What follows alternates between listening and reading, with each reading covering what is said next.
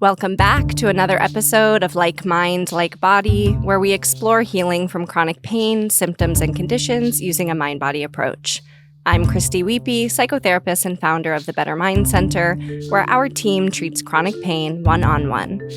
We have a very special treat for you today, a recovery story from Sophie Hawley-Weld, who is one half of the iconic musical duo SOFI TUKKER. Sophie suffered from chronic back pain that was so severe it jeopardized her ability to perform, threatening her thriving career and livelihood. Join us as Sophie shares her journey into and out of chronic pain and how these experiences became a source of inspiration for her new album. This podcast is brought to you by Curable, a very different approach to chronic pain and symptoms. Curable is an online program and guided app that focuses on the brain's role in pain, teaching you how to find lasting relief and reclaim your life. Curable helps you understand why you have pain, shows you it's possible to recover, and leads you through science-backed strategies that help you heal. If you've tried it all and the pain remains, join more than 1 million people who have used Curable to heal their symptoms and get started for free today at curable.com. And with that, I am so excited to welcome today's guest, Sophie. Thank you very much for being here with me. I'm so excited to be here. Me too. I mean, ironically, I'm like, yay, I love talking about pain. You're in the right place. Let's do it. Today is all about you and your story, so why don't you tell us a little bit about who you are, what you do for a living, and how we ended up connected here for today's episode. I am one half of the band Sophie TUKKER, as my t-shirt says. And I don't remember exactly how we got connected, but I found out about Curable because my friend was having chronic migraines and she texted our group chat and she knew. So I basically had chronic migraines like 6 years ago. Okay. And I was, in a dark room for a lot of a year and a half and didn't know what the cause was, didn't know what was happening, just got into a chronic pain cycle.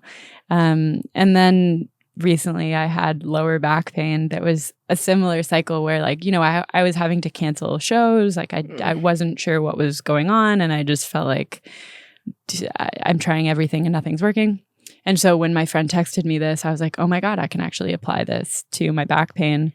So I learned a lot about, pain psychology through Curable. And it was a big part of healing. And then basically we wrote a song called Throw Some Ass, which is about how it's basically about the mind-body connection and that when you do something really ridiculous with your body and you just feel free and happy in your body, that it can cure your pain. To make it oversimplified. And so we put the song out. And as we put the song out, I was explaining, behind the lyrics. And suddenly all these pain psychologists were like, oh my God, thank you so much for spreading our message. And yes. It's a really silly song. It's kind of ridiculous. And it's also just about throwing ass and that's it. But the deeper meaning behind it brought all these people to the table and being like, hey, we really appreciate you spreading this message. And I think through that, I don't know if I tagged Curable or I was already talking to Curable or whatever, but at one point, I had somebody on the Curable Instagram be like, hey, thanks so much for spreading the message. And I was just like, this is the best outcome of this song. I had no idea if people would, take it this way and take it so profoundly. And I'm really happy that they did. Big time. It was the biggest splash in our industry, and I definitely want to talk to you more about that song and the mind-body recoveries blend with your music career. Can we take it back to the beginning? So I know you had back pain because you've shared that publicly, and you've shared it with Curable. I didn't know you had migraines. So migraines came first. Were migraines your first chronic pain symptom? Did anything come before that? Yeah, migraines were my first chronic pain symptom, and it was around 6 years ago. Okay. And I still to this day, I'm I can't really exactly explain to you what happened or why it got better, but I do know that being in a cycle of chronic pain where your body is just constantly expecting the pain, then the pain comes, then expecting more pain, then you get more pain. And I was in that for a year and a half. And I got out of it through doing 1,000 things all at one time. Wow. So there's really no way for me to tell you exactly what it was. But I do think a large part of it was as soon as I started getting some relief, like staying in the relief as long as I possibly could, and then basically convincing my brain that it was safe and it was okay, was the biggest way that I got out of it. Yep, that makes so much sense. Getting that little dose of hope and comfort in your body makes it so much easier to believe that more could be possible. Exactly. Yeah. What was going on 6 years ago? When you think back to that time and all the migraines, was it a particularly stressful period or was a lot going on? Yeah, there was a lot going on. I mean, we were full-time touring, and at the time, it's like I don't even know how to tell the story exactly because there was just so much happening. But my hormones were all over the place for sure. We were going out, 5 nights a week. We were traveling way crazier than we are now, and that we would be like, oh my God, someone in Japan wants us to play? Like, we'll just hop over to Japan. And then, we should just go to Germany for a night, or just like, because our career was so new, like we said yes to every opportunity, and it just put our bodies through a strain that, I like really didn't do the simple things as well. Like I didn't like take a walk and go get sunlight and like all these little things that I've learned how to do since this. And so my body was just really, really confused mostly. But I also I ended up getting a septoplasty. Like I got a nose surgery because when I had migraines, I was like, okay, I'm going to go to the ear doctor, the eye doctor, the neurologist, the endocrinologist, like literally every doctor you can imagine. And I think that's the gift of migraines, and actually a gift of chronic pain, is like you have to look at every single part of your life, and then you like have to try to improve every single part of your life. And so I went and I got my hormones in check, and I went and I made sure my eyesight was in good health, and again, I did it all at the same time. I saw a nutritionist, everything. Right. That's a lot to pull together, understanding the context, like the environment that you were in, knowing you didn't have much room to focus on your body and your health. And it sounds like you had to make that space more and more as you went along. Yeah, we had to cancel a tour. Tucker ended up going to Europe by himself. It was like a 2-week press tour. And I spent a lot of time in a dark room. Wow. Because you said it was a year and a half. So you were retreating into dark and low stimulation multiple times a week? Yeah. I mean, or every day. And then there was we went on tour. We were after my surgery. And this was sort of when I started to feel like a reprieve, where I was like, oh, I'm having some days without pain. And then I would try to make that period of time last as long as I could. Yeah. I wish that I had learned about Curable back then, because I think it would have really changed my approach. But and I tried every drug. Oh my God. I had that, it was like a cephaly thing on my forehead that would vibrate. I tried I don't know, all sorts of pills. There was some injection thing. there was so many things I tried. Just tried it. But we went on tour. We were opening for Odessa, and we were on a tour bus, and I was still not out of the chronic pain cycle. I just remember being so sad and alone and not knowing when it was going to end, because we'd play a show and occasionally I would get a migraine, and then I'd have to just go in my dark bunk and hope that it would end. That's awful. Yeah, it was awful. And you were trying so many different things. It's not like you were throwing your hands up and saying, this is my life. You were doing everything you could. And I felt like, man, I'm doing everything. Why? Which is, I think, how a lot of people feel about chronic pain. They're like, I'm literally doing everything. What's happening? Right. And then that becomes its own fuel for the circuit. I'm doing everything I can. I'm putting so much pressure on my recovery. I want to feel better so badly. And then that intensity ends up increasing the intensity of the symptoms. Exactly. I am trying to imagine someone with the career that you have, there's so much stimulation in your day, whether you're performing or doing an interview or whatever it is, there's a lot of sound and lights and people and input. And I'm just thinking about that versus your compensatory behavior of I need to retreat back into a dark room. That must have been incredibly overwhelming and lonely. Yeah, especially with migraines, because you have to go to dark room, I think. Yeah. To retreat. That can be really lonely. But I found float tanks, first of all. Float tanks? Yeah. Have you ever done a float tank? It's been on my to-do list for a very long time. I basically I am a float tank expert at this point. Are there... I have gone to a float tank in almost every country that we've visited, which is a lot. Wow. Yeah. I will find the float tank near me. Vanessa's nodding her head. I try to do it once a week. And so wherever we are in the world, really? That's amazing. There's float tanks everywhere. Yeah. I will travel far and wide to go to one. And it's just one of those things. It's like a dark room on steroids because it's the opposite of the rest of my life. The rest of my life is a lot of stimulation. Yeah. And this is another thing I'm actually curious to talk to you about because I've read about it and I feel like I understand it, but I'm sure you know a lot more. But it's people who are hypersensitive also tend to get into this pain cycle a lot easier. And I'm very hypersensitive, which is I think why I'm an artist. But also there's this weird thing that happens where people who are attracted to making music, to being artists, they are the people who also are expected to and get to have crazy lives where they're traveling all the time and they're experiencing so much stimulation. It's really ironic that the people who are artists, who are really sensitive usually, are also the people who are submitting themselves to the most constant stimulation. It doesn't make sense. Yeah. Because the flip side of the hypersensitivity, I think, allows for so much of the talent. Hypersensitivity is such a strength as well. You're probably hyperperceptive. It probably allows you to be really in touch with the music, your mission, things that are important to you, people. So the flip side of what causes you pain is probably what's leading, at least in part, to your success. Totally. I think so. Yeah. It's strength and weakness. Yeah.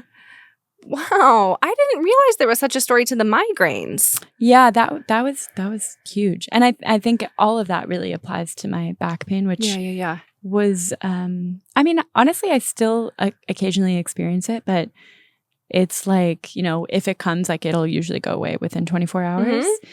And I know what to do now. But it was also about 1.5 years. And it started kind of just out of the blue. And maybe there was kind of an injury associated with it, but it was one of those things that I think now in retrospect I understand that the more I was focusing on the pain and trying to make the pain go away and obsessing over the pain, that the pain got worse. Yeah, definitely. Yeah. And I can even remember when it started. I was in Mexico and I didn't know what was happening at all. I thought it was something in my hip because it's sciatic nerve pain.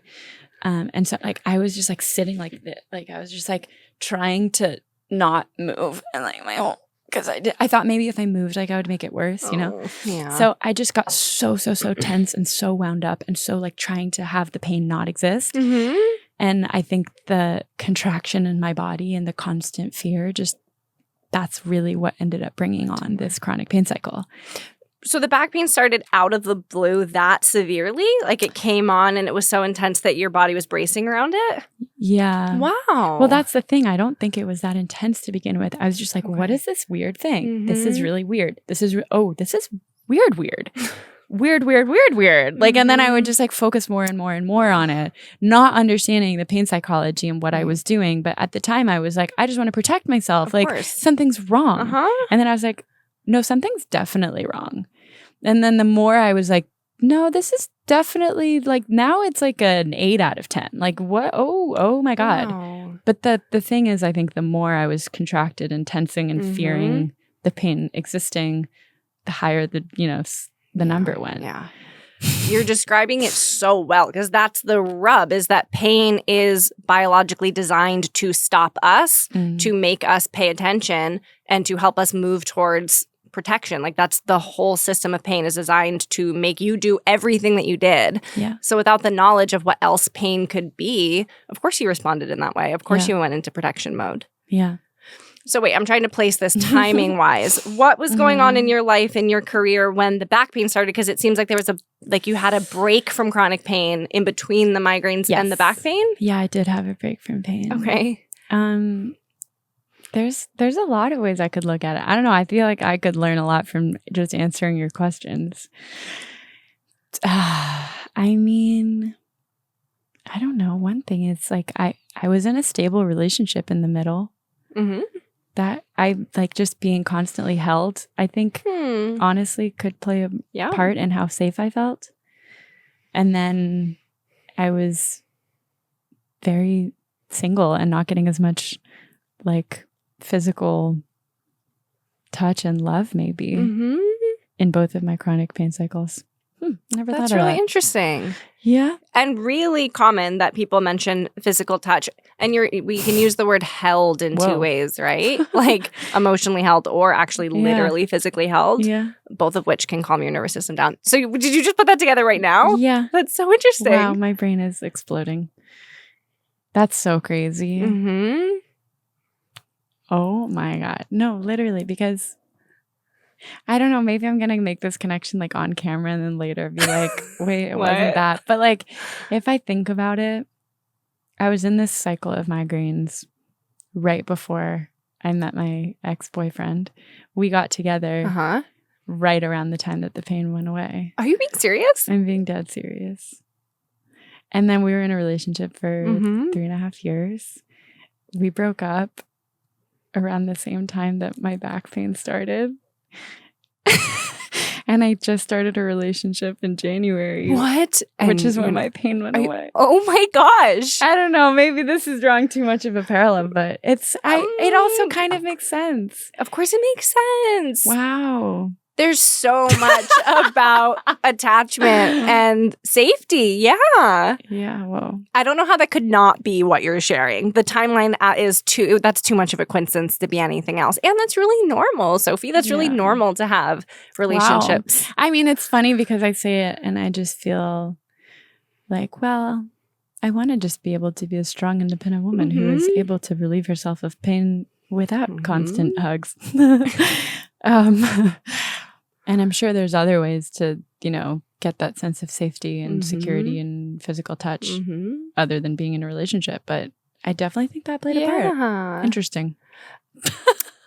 This might be an overreach. I could be getting this totally wrong. So you course correct me. But if I imagine your life, and we do very, very different things, and our worlds probably look very different day to day, but I imagine there's a lot of attention on and around you, but that's different from the type of attention and connection that you get from this is my one person watching out for me in a different way from everyone else around me. I feel like anyone might crave that even more in the type of environment that you were in at the time. Like that feels incredibly normal and human to me that it might make you feel way safer to have one person who's watching out for you in a different way. Yeah. And who knows me and loves me in a different way. And I mean, I do feel that way with friends, but I think when you're in a relationship, or at least when I'm in a relationship, like one of the main differences is like literal physical touch. Yeah.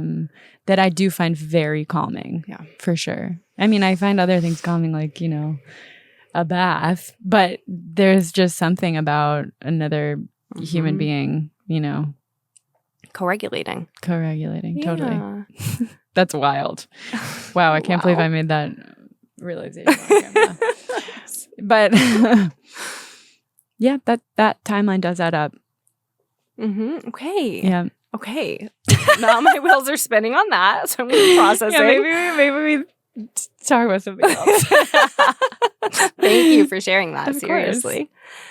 You mentioned with the back pain, you looking back, you don't think that there was necessarily an injury, but at the time you were operating from the place of I messed something up, I tweaked something, I need to be careful. When did that shift? Like when did you shift into moving your body more freely if it started from such a protective stance? Yeah.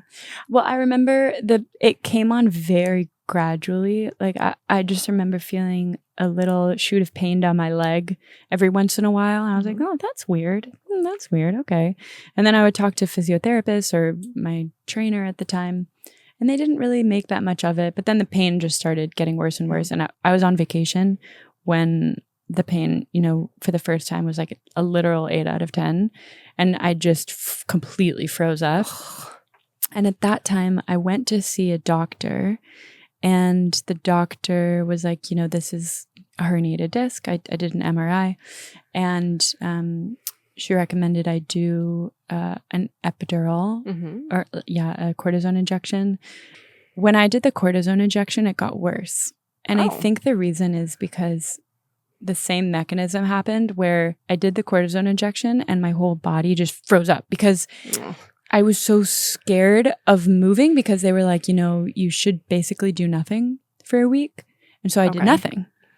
But my whole body was so afraid and contracted because I was trying to do nothing for the procedure to work.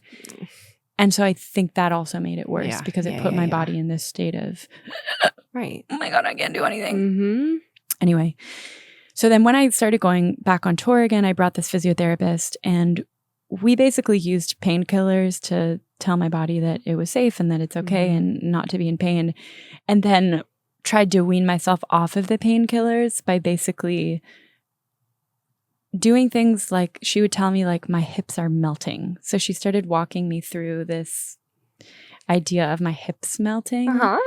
So that instead of feeling really contracted, my body could just feel at ease before I went on stage. And those types of visualizations were helping me go on stage without as much pain. But it was a really long journey. Like, this is not a linear thing whatsoever. Because then there was a long period of time where I was like, there was like a month and a half, like this November, December. So only a couple months ago, where I was like, every day I was in an 8 out of 10 pain. Your pain level is very high when it comes on. Not always. No. It's typically when it lasted, like it was a year and a half. So it was more like a 3 or a 4. But even obsessing over the number, I now realize it was a really bad idea. But someone told me, I forget who told me, they were like, you should be tracking your pain. Because if you track your pain that way, you can be like, oh, well, it's because I slept on my side last night, or it's because I slept on my back last night. That's why I'm a 3 out of 10 pain today. But actually obsessing over the number, again, it just made me fear the pain and self-protect. And then that created more pain. So it, in retrospect, was not a very good idea. But I stopped tracking my pain, and I saw a doctor called Stuart McGill. And that was in December. And then after that, I ended up seeing a trainer. There was just like a lot happening at the same time, learning about pain psychology, seeing a new trainer, doing a little bit different exercises, combined with understanding that the obsession wasn't helping. But also that there are definitely certain exercises that when I do, like, I can bring the pain on again. But if I react a little differently to it, then I can lessen it. And things like taking baths are like a huge one for me because it just relaxes everything. So when I take a bath, pretty much the next day I'm good. Wow, it's that powerful. Yeah. It's interesting hearing you talk because when you describe in retrospect, when I was bracing, I must have been contributing to the mental tension, which was contributing to the physical tension. Like, you obviously know a lot about the pain fear cycle at this point, but I can hear there were so many mixed messages along the way because that one provider who told you your hips are melting, that seems really helpful. Like, it was allowing you to find movement again. And then when someone told you track your pain and the doctor after the shot told you don't move at all, enter a freeze state. There are so many mixed messages. So how did you come to the other side of being pretty firmly in a brain-based understanding of your pain? Like, how did that, because now you seem really firm, like understanding of your pain. Yeah, well, I feel like I'm both brain and body based now in my pain because there's a lot of psychological components to making sure that I don't get into a pain cycle, but there's also a lot of physical components. Like, what's really interesting is it's actually not about not bracing either because I do a lot of core exercises.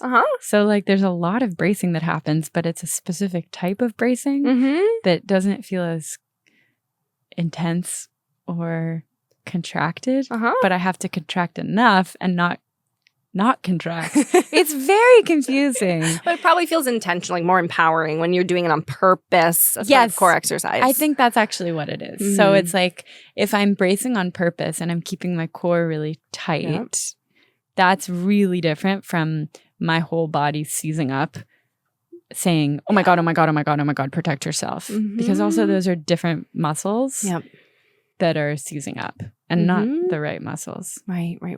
And to be fair, I'm also like, I've been pretty much out of pain for like 6 months. But I still have my days, and sometimes I wake up and I'll have some pain and it will remind me of the bad period of time and it freaks me out. Like, I'm not like, by any means, I'm not a perfect recovery story. I don't really think those exist. I think if we're prone to chronic pain will come wave at us from time to time. It just depends on our response to that pain. And your confidence, too, is really nice. Like, I love that you not corrected me, tailored what I said. I was mentioning, it sounds like you have a firm understanding of your pain is brain-based, and you're like, it all comes together. It's brain-based. It also has to do with my body. These are the things that I need. Like, your confidence about your needs feels so different from when I think back to the migraine days of what is going on here. What you said, I couldn't even get out and take a walk, throwing pills at it, throwing different treatments at it. Like, that through line is really interesting to me, just how much you've learned about yourself. Yeah, totally. I'm still learning. I'm still learning. Ask Vanessa. She's sitting there in the corner like, I see her on her days where she's like, oh my God, oh my God, oh my God, oh my God, I'm in pain again. Oh my God, is it going to be like that again? It's scary. It's really scary. Yeah. It's really scary. I liken it to, like, if we have so much compassion if we think about a war vet, for example, who comes home out of active duty and then hears a helicopter in their house and feels triggered and like ducks behind their desk. It's so clearly a flashback. Like, we understand that. We have so much compassion on, oh my gosh, their nervous system just got thrown way back. A similar mechanism happens with pain. Like, you've learned so much about yourself and your body and your needs, but when pain gets triggered, all those old neural pathways come back of what's happening here, how long is this going to last, can I move today? It's so scary. Yeah. So you have sometimes those natural fear reactions, and then at some point your knowledge kicks back in and you start taking care of yourself differently? Yeah, I would say for the past 6 months, which is the period of time that I have not really been in pain, it's usually like maximum 48 hours, 24 hours to 48 hours that I can get out of it. Okay. Yeah. Can you talk a little bit about, because I think I'm hearing this along the way. Yes, you're learning how to cater your life to better take care of your body, but it also sounds like you're learning to better take care of just yourself and your needs, which I'm imagining is not easy given the pace of your life, the intensity of your life, the largeness of your life. So are you open to sharing a little bit about that? Like, have you gotten more comfortable about naming, this is what's going to work for me, this is what isn't? Yeah, and I feel like this is the journey I'm on right now. I was literally, Vanessa's sitting right here, but I was telling her literally like last night or 2 nights ago, I was like, I'm just learning what Sophie needs and what Sophie wants. Like, it's I can be kind of bendable, which is ironic because physically I'm very hypermobile, but also psychologically I can be very hypermobile. And someone can be like, I want X. And I'll be like, that sounds pretty good. Let's do that. Yeah. And actually figuring out what I need and what I want and what I like has been a process that I'm actively in right now.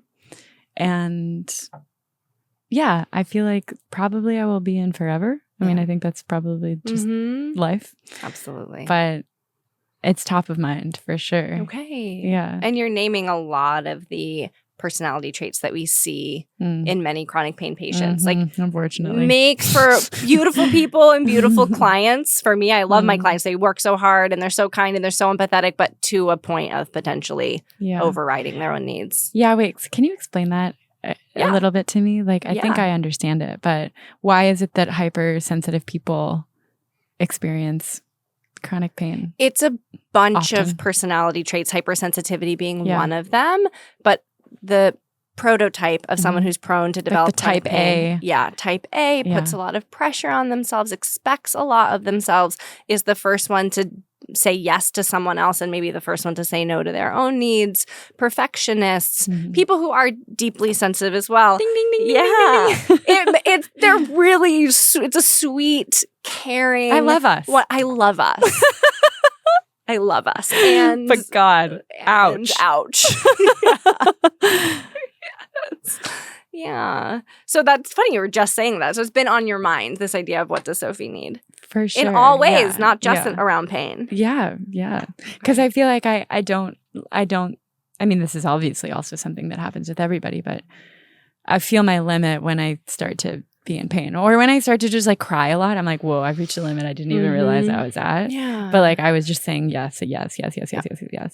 And then probably just needed some time literally by myself in a bathtub. Yes. And hypersensitivity, to your question specifically about that, is in large ways a learned fear response. And I don't know anything about your upbringing necessarily, but if we were raised for whatever reason or set of reasons to just be a bit vigilant of our environment, of people, of a situation, hypersensitivity is a fear response. It keeps us safe to be very aware of our surroundings, and that can be external and then become internal. Like we have a lot of vigilance around what you were mentioning before we started recording, that you just did something with your teeth and they were very sensitive. Yeah. Same thing. Yeah. We just have internal vigilance as well as external awareness, like hyper external awareness. It's so interesting because it doesn't make sense to me like I feel like I grew up in a very stable, safe environment that I would be hypervigilant as a reaction to my environment. That doesn't clock. But I was talking to my mom about this the other day because I was 2 months early. I was born 2 months early. Huh. And like a C-section, and it was like a whole thing. Yeah. And she's like, maybe your birth was like kind of traumatic because I can be very clingy. Like, just be like, I need really physical. Like I wouldn't go to bed unless I was touching somebody. Like literally, like if she wasn't holding my hand, I wouldn't fall asleep for a long time. And I still just have this need for comfort and kind of calming that just feels like I don't really understand why, because I did have a very supportive upbringing. Yeah.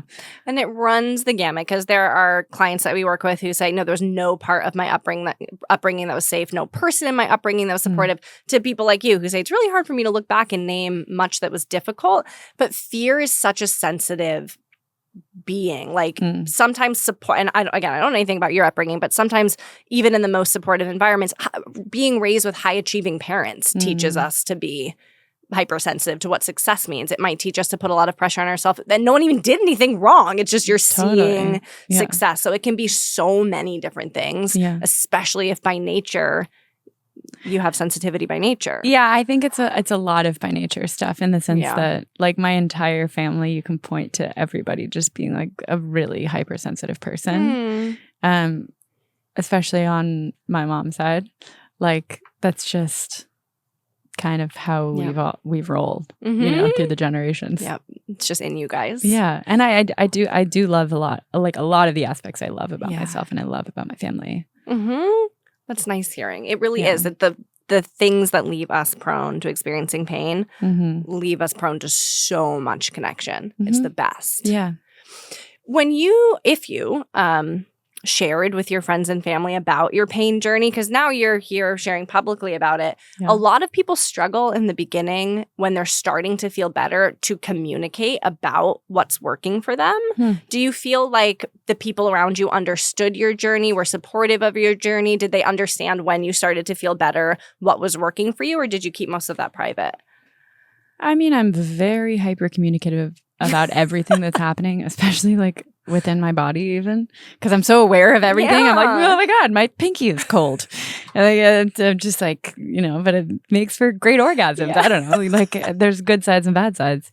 But I think everybody knew because I just talked about it a lot, honestly. Okay. Not that they understood, but that they at least knew that I'm like, oh my God, I think I found something. Like I don't have pain today. Oh my God, I think I did something right.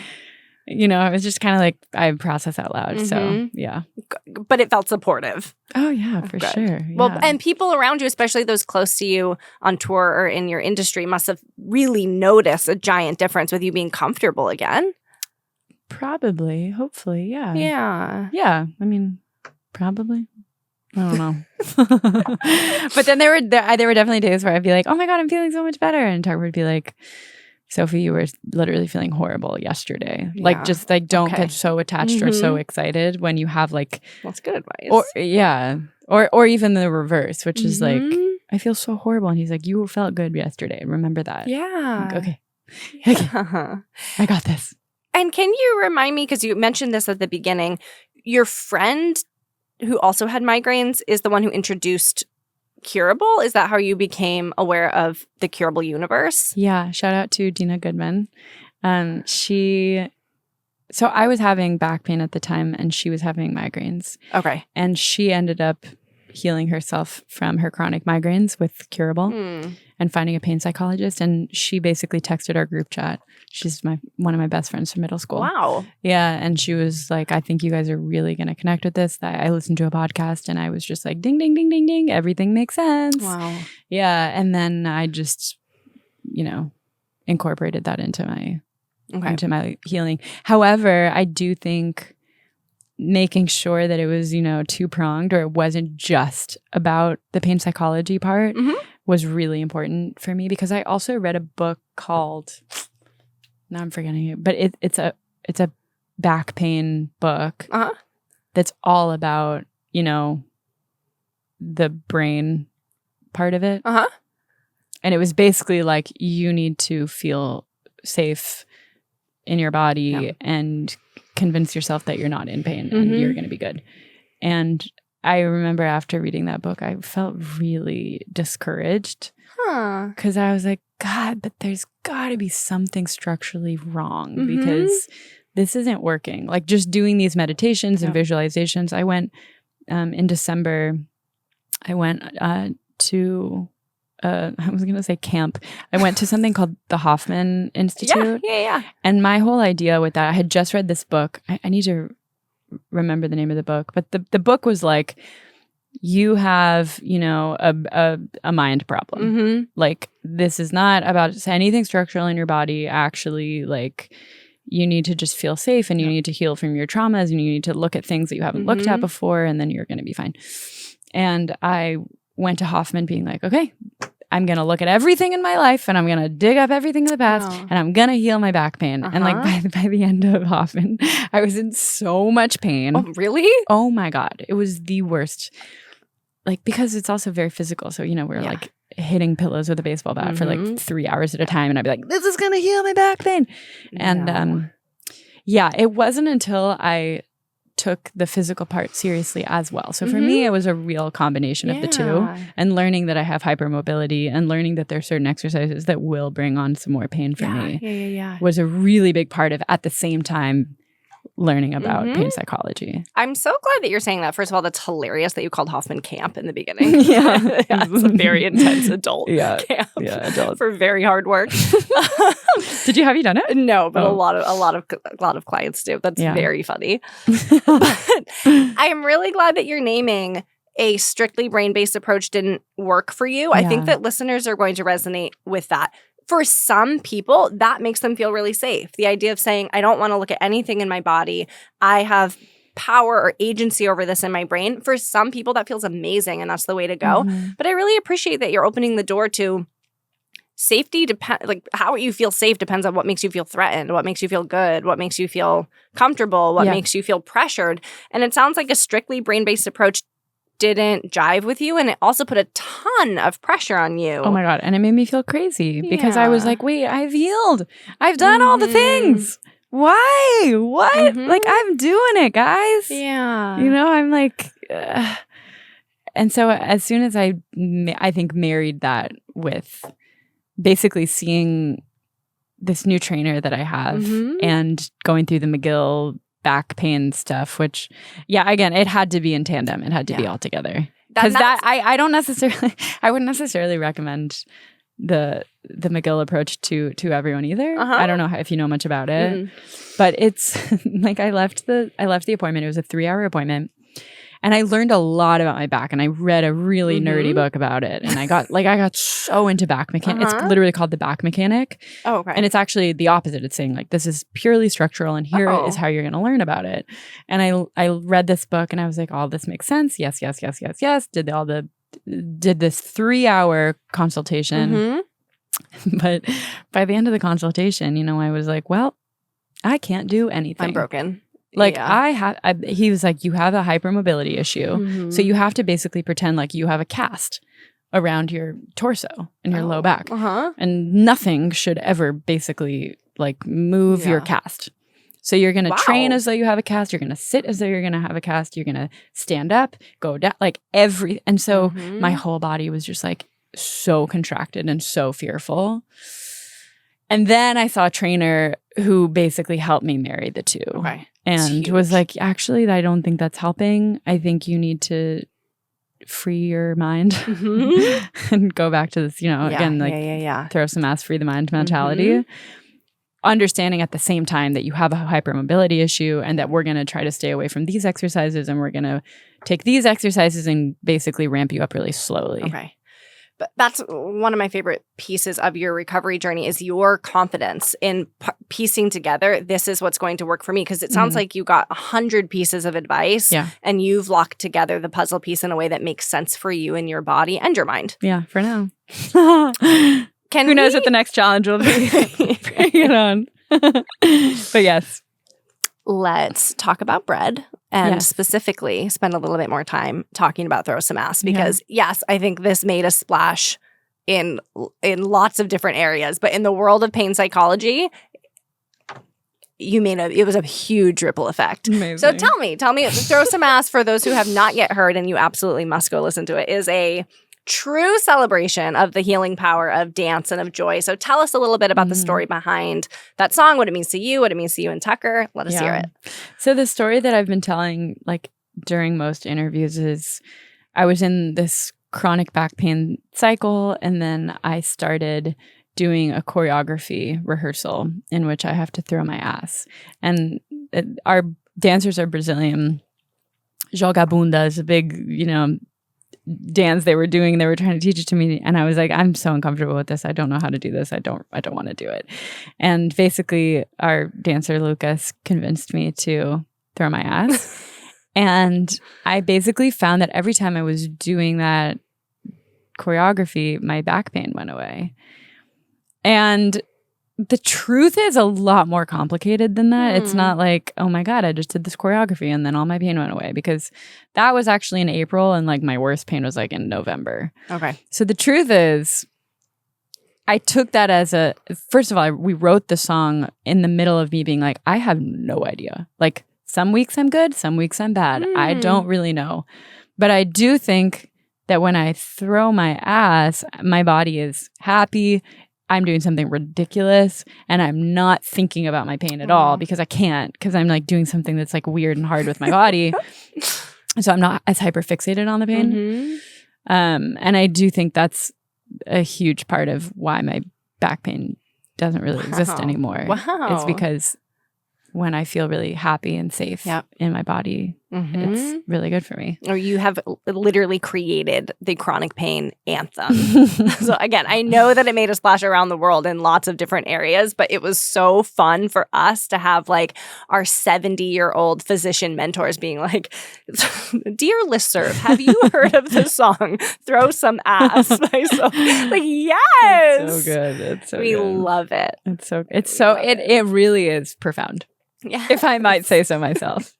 I must agree. And it's just fun to think about the ways in which music and dancing has been so transformative as a part of your healing journey. Oh, yeah. And also a challenge. That's the funny thing. Like there are also some times where like I would do too much, you know, and like as a hypermobile person, like then I would throw my ass actually too much. So I had to find the balance basically between all of that. Yeah. All of that. Yeah. So fun to hear about. Is there anything else that you are wanting to share with listeners that might offer some hope for people who, a lot of our listeners are still in pain? So is there anything that you want to share to offer hope about finding their own puzzle pieces and putting it together, or any last messages that you want to leave people with? Yeah, I always think about the really, really simple metaphor of taking 10 steps forward and 9 steps back and knowing just that was still a step forward. And I feel like when I was in the middle of pain and going in and out of pain, I would constantly just feel like, I just took 5 steps back. Yeah. and just being like, what? Why? Even after writing the song There's a Mask, I was like, oh my God, I found it. Yeah. And then like a week later, I was in pain again. And just to remember that you're still taking steps forward, even though it doesn't feel like it. But when you take, 10 steps forward and you take 9 back, you've still taken a step. And that continues to be very soothing to me. And just knowing that like you're gathering information about what works for you and it's just gonna take some time and it's never that simple. But then in the end it is. But in the process, it's like a really confusing, winding road. But as being 6 months without 7 months almost without pain, feels pretty good. It feels pretty good. Yeah. And I do feel like, whatever the next challenge is, like I hopefully will be able to bring, whether it's physical, mental, whatever, like I've learned a lot in the process. And I am actually grateful to my pain. Like it's as annoying as it is to say that, it has made me look at a lot of parts of my life and have to improve all of them, which has served me very well. That's amazing to hear you say. I've really been inspired by your growing confidence in yourself and in your needs and what feels good to you when you're in pain, but just what feels good to you as a human being. Thank you so much for sharing all of that. And before we wrap for the day, please tell us where else we can follow along, details of the bread tour, what else we need to know, because you're going to have a lot of excited fans after listening to this episode. Come to the show, cure your back pain. No, I'm just kidding. You can find us at Sophie Tukker, SOFITUKKER. It's a little bit of a confusing spelling, but pretty much everywhere. Instagram, Facebook, the Twitter or X, whatever, Snapchat. I don't know. What else do we have? TikTok, all the things. Yep. And we are about to go on a world tour. We're calling it the Bread Tour because bread is the name of our new album. And we're going to be all across North America, Australia, Europe. And yeah, I mean, our shows typically are very warm, friendly environments where people throw some ass and hopefully like make some friends or just feel better about everything in life and themselves when they leave. So good. We talk so much on the show about the importance of feeling seen and feeling safe. And the community around Sophie Tukker is literally known for being unbelievably affirming and welcoming. If you want to be a part of the Freak Fam, you're already a part of the Freak Fam. Yes! That just gave me chills. That's like literally, it's so hard to manufacture that. You're like, I really want for our community and our fans to feel that way. But the fact that that is the case and that translates, like it just, that's everything I could ever wish for. That's truly. Amazing. Yeah. It translates worldwide, but and I really felt it here today. Like you have an incredibly calming energy and there's so much warmth. Float tanks. Just kidding. Everyone is going to finish this up and go straight to a float tank. Really, you are a joy. Thank you so much for being here and for sharing so openly. I really, really appreciate it. Thank you. Thanks for all the work that you do. Really. Thank you. Thanks for listening to Like Mind, Like Body. You can follow Sophie's adventures over at sofitukker.com. That's SOFITUKKER.com. Look out for their new album, Bread, and catch a show from their headlining tour all across the U.S. this fall.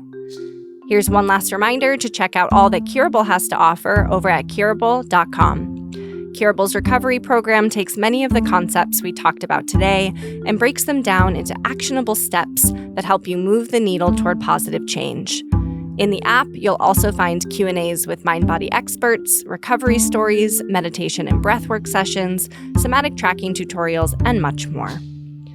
Thank you, as always, to the team at Curable for their help, and special thanks to the phenomenal editing team led by Ryan Howie. Lastly, I'd love to connect with you. If you're interested in working with me or one of my team members for one-on-one recovery support, head on over to bettermindcenter.com. Until next time, keep at it.